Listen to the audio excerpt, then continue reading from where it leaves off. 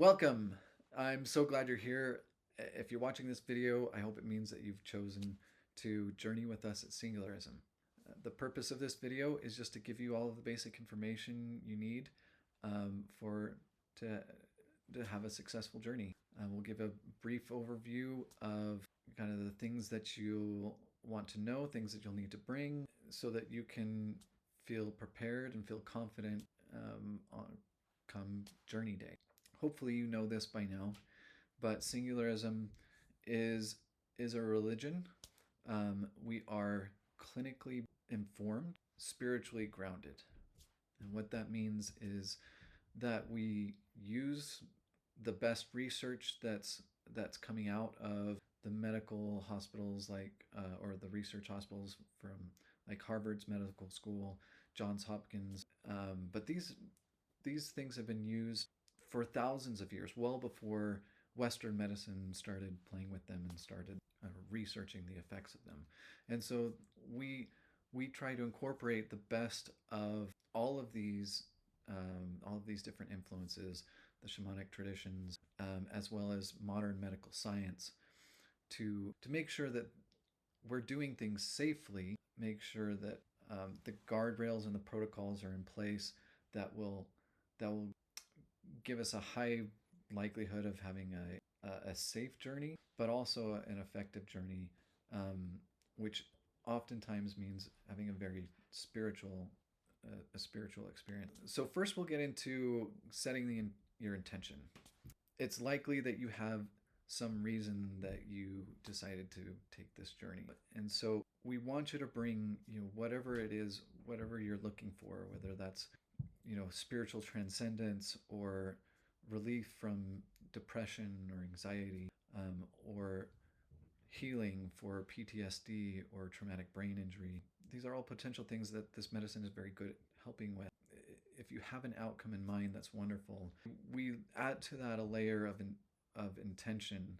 So, for example, someone with anxiety might say their intention is to find more peace, find more calm, feel whole, feel love for self or for others.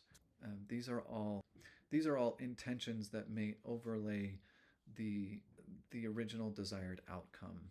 And what these intentions do is they help create a spiritual container in which the medicine can help you. It's very common to see how what you experience during the journey generally matches, or even directly responds to this intention that we put over that overarches your journey. So when you start thinking about your intention again, think about it in terms of not just the outcome, but who do you want to be? What do you want to receive? What questions do you have for yourself, or for the medicine as part of this journey? Okay, so intentions aside, let's talk about physical preparation. So things that you want to know beforehand. First of all is what to wear. Think summer slumber party, okay? Comfortable clothes when you're under the medicine. Your body temperature will rise. You may start to sweat. Generally speaking, it's just much more comfortable to have some loose fitting attire, pajama pants. You're not trying to impress anybody. Please dress for comfort and warm weather attire. What to bring? I'd recommend bringing a journal with you. Of course, I am going to be there to help take notes, so you certainly don't have to bring a journal. I do find that a lot of people appreciate the opportunity to jot down a couple bullet points, things that stood out to them, things that they really want to remember and write more about later. So just having that with you is a good idea. I also recommend, we have water. I generally bring a few snacks, but if you have something specific you want to bring, definitely recommend bringing that. But don't, again, these are optional. We'll certainly have water and a few light snacks available. And that usually includes fruit, nuts, cheese, crackers, some things like that. If you have any dietary restrictions, obviously let me know. I won't bring anything that you can't eat. Let's talk about mental and spiritual preparation. So, you don't want to, I'll tell you what you don't want is to, you don't want to burn yourself out or create an uncomfortable situation for you during the journey. So, I highly recommend a few days to the day before not doing any really strenuous workouts. I'd keep it to light workouts, stretching, light activities. You don't want to go on a super big hike the day before and then just have your legs sore the whole time. 1 to 2 days beforehand, I highly recommend doing some deeper meditations to get your mind in that space. This can be 10 to 30 minutes. And when you're doing a meditation, it doesn't mean trying to stop your thoughts. Really, the easiest meditation to do is just observing your own thoughts. As you close your eyes, put on some gentle music. Just take 10 minutes to watch your thoughts as they go by. And as you start to notice things that you're thinking, say, what am I thinking? Why am I thinking that?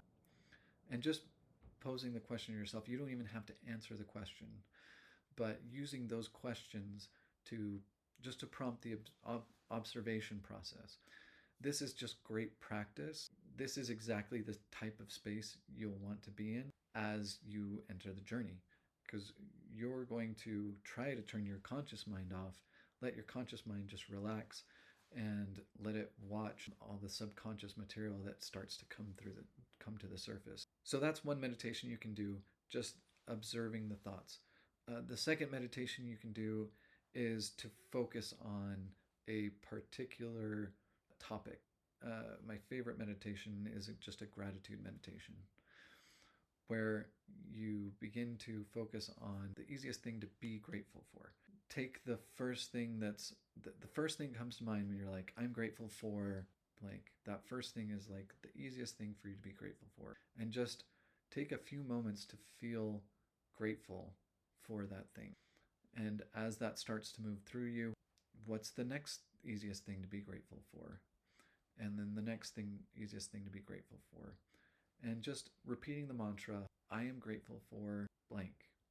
I am grateful for my home or I am grateful for my mother. She always took care of me, et cetera, et cetera.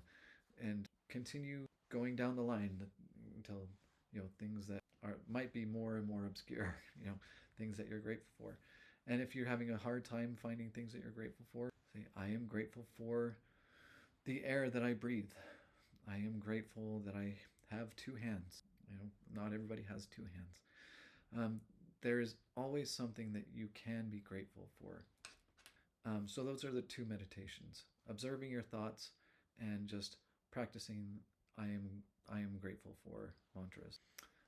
Other practices that you might find helpful: relaxation activities, going to a sauna, sitting in the hot tub, taking a warm shower, stretching, things that just put you in a good, generally a good mood are really helpful. And the final thing I'll say is journaling. Journaling beforehand can be really, really powerful, because just getting out on paper, like, these are the things I'm thinking, these are the things I'm feeling.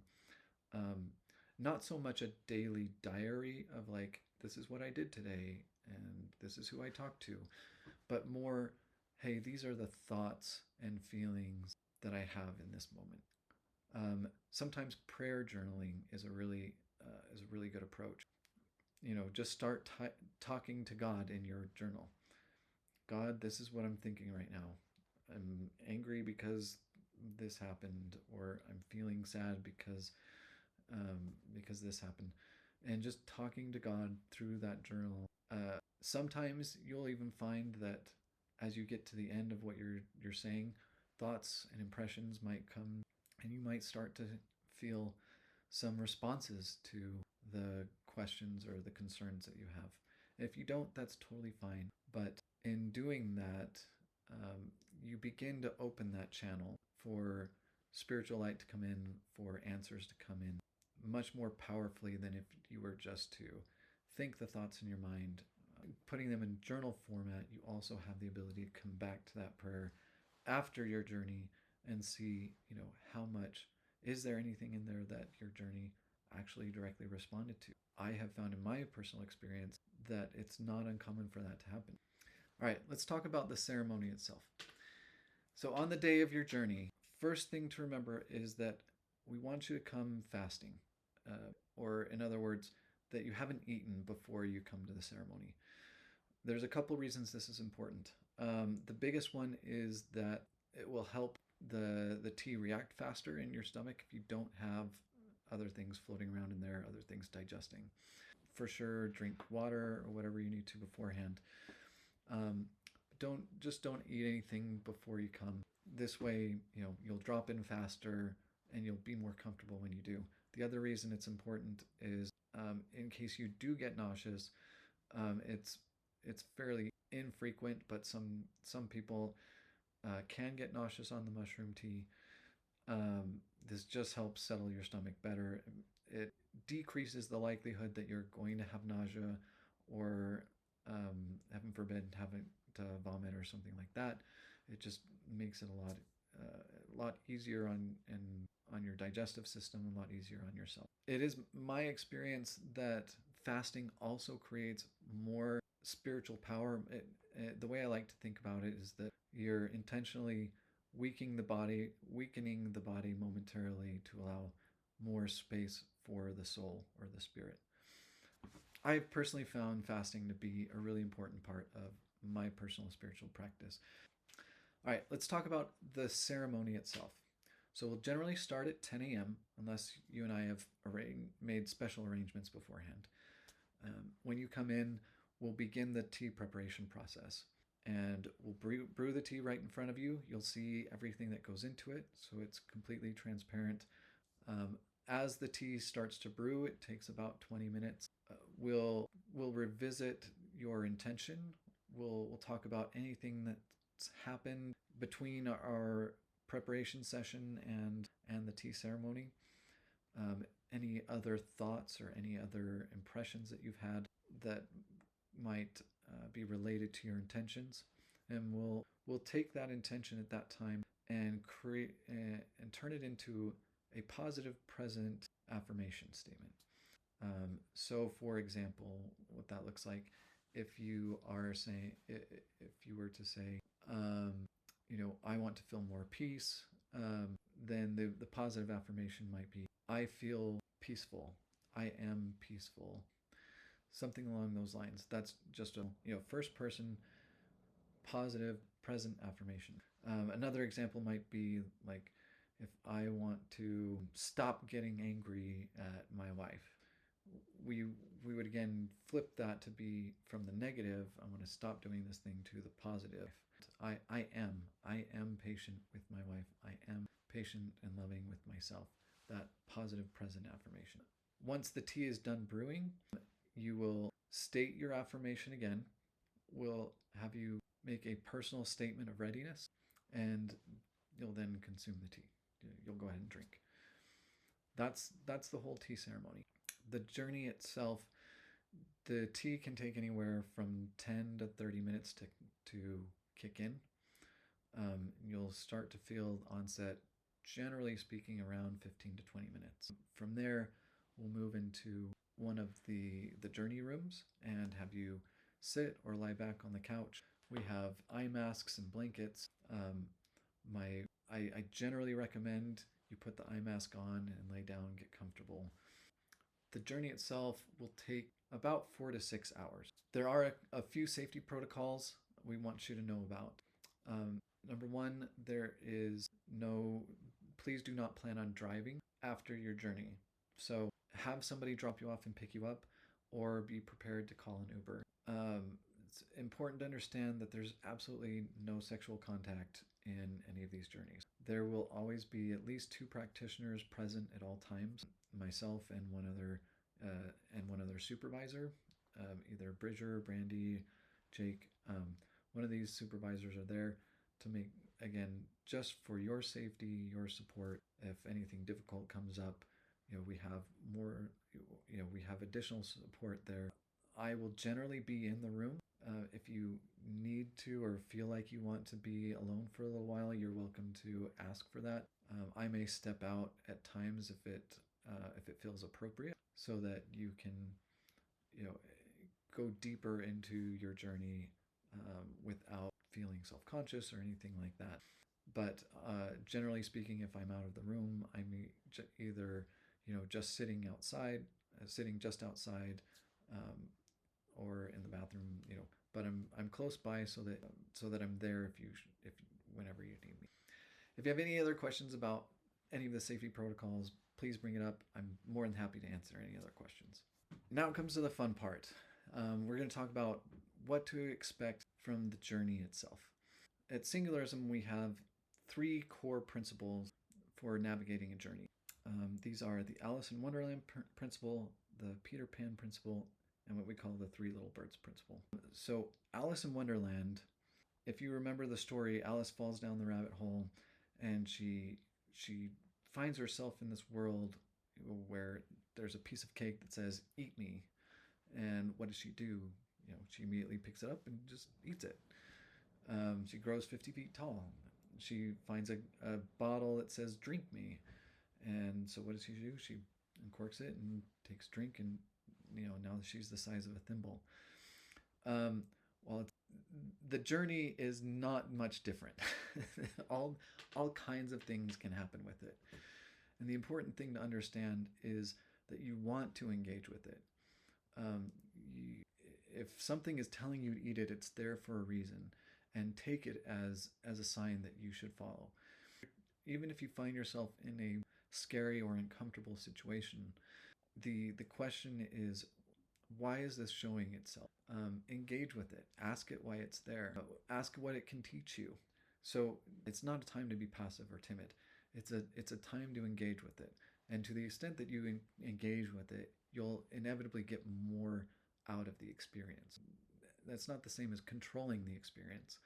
You're going to want to let the experience unfold with minimal intervention from your conscious mind.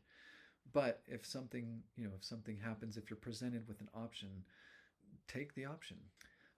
The second principle is the Peter Pan principle, and this comes from the movie Hook, if you're familiar with that. If you're not, there's a scene in this where Robin Williams, who plays Peter Pan, can't remember being Peter Pan, and they're sitting at a long table with all the lost boys, and they're ready to eat, and they reveal all the plates, and there's no food. Nothing's there, and the kids are all pretending to eat, and Peter finally at one point decides, what the heck, and he pretends to throw a piece of food at one of the kids. And the second he does that, all of the food becomes visible. The second he starts to play with it, all of a sudden he can see everything. And this is a lot like a journey in a couple ways. Pretend like it's real, even if it's beyond belief. Pretend for the moment like it's real, because it is. It's all part of your subconscious. It's all part of the collective. These journeys are as real as you make them. The second thing about it is that it doesn't have to be all serious and hard work. There may be uncomfortable things that come up, but if the opportunity comes up to play with it, have fun. Find joy in the experience. It doesn't all have to be hard work. Okay, these experiences can invoke some of the greatest joy that I've had in this life. So approach it with that mindset. Okay, this is a sacred, but it's also a joyful time. The third principle, which we call the Three Little Birds principle, comes from the Bob Marley song "The Three Little Birds," which the line in that song that everybody knows is, "Every little thing is going to be all right." And this is really this is how we approach a difficult journey. If it gets to the point where it's so uncomfortable that you can't focus, or you get the feeling like you just want to be done. That does happen on occasion. It's only about 10% have what we call a difficult journey. Um, Generally speaking, you know, if you get to that point where you're just like, with you're just done with the experience, just know that I'm there. I'm there supporting you. I I'll be there to help coach you through it. But the big thing to remember is that everything is going to be all right. Okay? This is a temporary state. Some people ask, you know, am I going to come back from this? Am I going to be okay after this is done? Just remember, this is a temporary state. Okay? You are 100% going to come back to your normal self when this is over. You are not stuck in this mental state. Um, you know, so uh, you know, I may hold your hand. You're welcome to lean on me if you need to. But the big thing is, I'll just be there to reassure you that you are still here. You are in reality, and that we, and the plan is to just wait it out. Okay, it may take another hour before you start to feel like yourself, but it will pass. So we'll get through it together. Beyond that, so beyond those three principles, just a couple things to know. The big one is that, you know, I'm here to prepare you for the journey, and I'm here to help you launch into the journey. Once you're there, my primary role is, again, to be a support if and when you need that, and to be a guide. My other role is to be a scribe and a note taker. So I am there to record for you this magical experience that you're having. So in order to do that, I may prompt you at certain times to share your experience.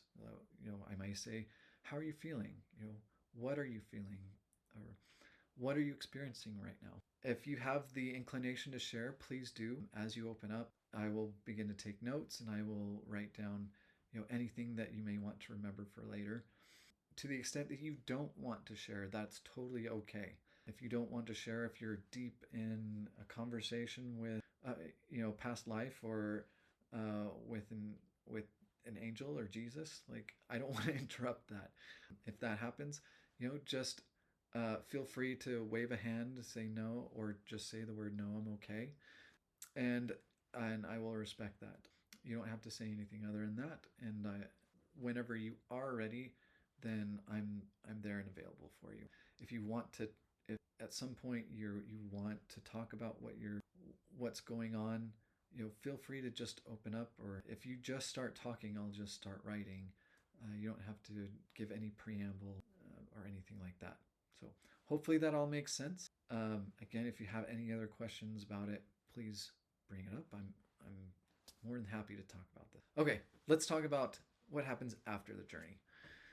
So as you go into the journey, you tend to peak up around you know, an hour into it, hour and a half, and then you'll start to come down, and you kind of come down like this. It comes up and down, you come in and out, and it gradually comes down until you have this what we call the afterglow. So in the afterglow, it's a great time to sort of talk about what you just experienced, and jotting down at least a few notes to highlight key points, or things that really stand out to you at that time. So please use me for that. You know, this is a great time to also grab a snack, get something in your belly. If you have a journal, this is a great time to journal as well. We do want to make sure that you have your full sort of wits about you before we discharge you. So before we let you go, generally, you need to be able to answer who you are, where you are, when you are, and it's been at least 90 minutes since your last sort of hallucination or vision experience. After all that, you know, we'll generally let you go. You'll sign saying that your journey is complete, and you know, we'll call your chaperone or call an Uber to come grab you. We want to generally, before your journey, we'll actually schedule your integration session. And the integration session is going to be a 90-minute, 60 to 90-minute meeting where we go through a review of your journey. So I'll share my notes. You'll share any additional experiences that you remember, and we'll help, you know, we'll fill in the gaps there. The purpose of the meeting is really to highlight the lessons learned and help crystallize any new perspectives that you found as a result of the journey. So we'll talk through those, and then we'll create an actionable plan, 1 to 2 concrete changes that you can make to help integrate those lessons or those new perspectives into your daily life. In other words, what are you going to start doing or maybe stop doing in order to make that part of your life?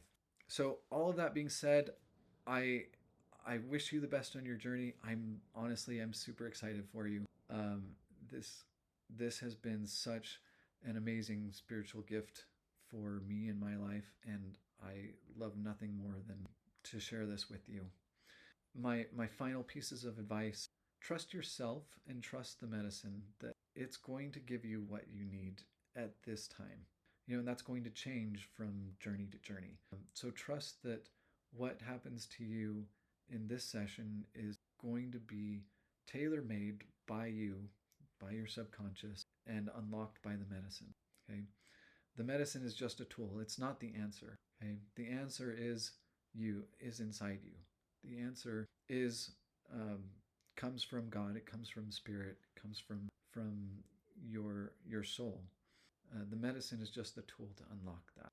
So that's again why we take what the medicine shows us, and the real work is when we begin to integrate that into our daily lives. In order to get there, you're going to have to let go of control a little bit.